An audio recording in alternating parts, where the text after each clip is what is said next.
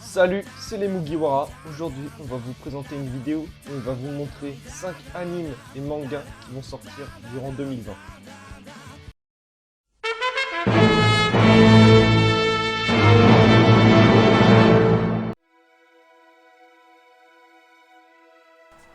Gibiat, qui a été écrit par Amano Yoshitaka.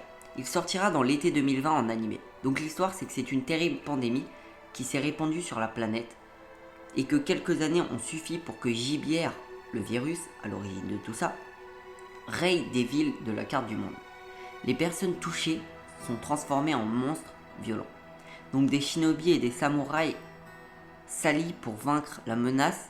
Un médecin aussi s'allie, donc un médecin qui a voué sa carrière à chercher un remède pour stopper l'épidémie.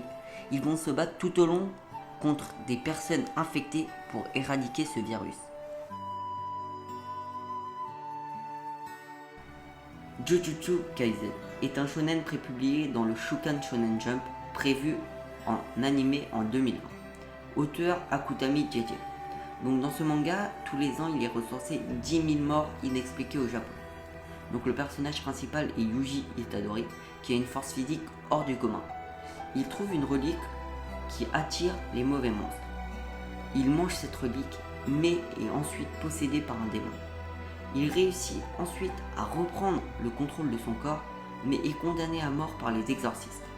Pour éviter d'être condamné à mort, il doit trouver et ingérer tous les doigts de ce démon. Donc il devra devenir exorciste.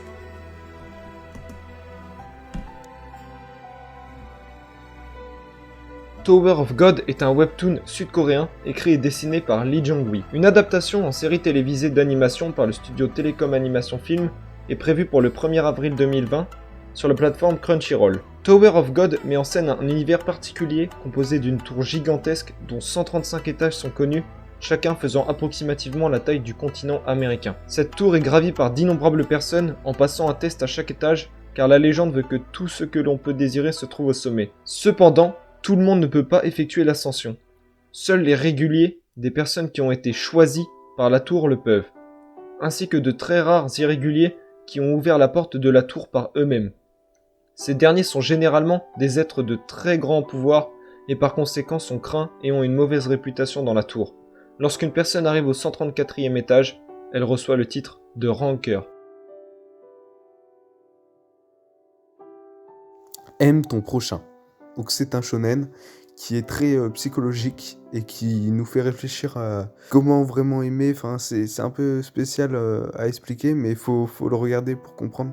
C'est en fait l'histoire de Kazumi, une personne qui va tomber amoureux d'une fille qui est très caractérielle et en fait dès qu'on n'est pas dans son sens, elle peut à tout moment sortir un couteau. Enfin, c'est vraiment tout un délire et c'est vraiment une histoire super passionnante à suivre et tout. Et il faut vraiment s'y jeter, se plonger dans cette aventure. Et c'est vraiment un manga super à regarder, super divertissant. Ça se lit tout seul. La malédiction de Loki. Donc ça raconte l'histoire d'une fille qui grandit dans un orphelinat. Et donc cette petite fille, elle est malade en fait, et elle dessine avec son sang. Et en dessinant avec son sang, elle crée des personnages réels. Et un jour, elle décide tout simplement en fait de faire un ami. Donc elle dessine un ami qu'elle appellera par la suite Loki, qui devient réel. Et la particularité de Loki, c'est qu'il est assoiffé par le sang. Et donc il va tuer beaucoup de personnes. Un peu à la Ken Kaneki, sauf que justement le problème c'est que il est un peu attaché à cette petite fille et pendant toute cette aventure il va justement essayer de la tuer. Donc le manga comporte 7 tomes, il est juste magnifique.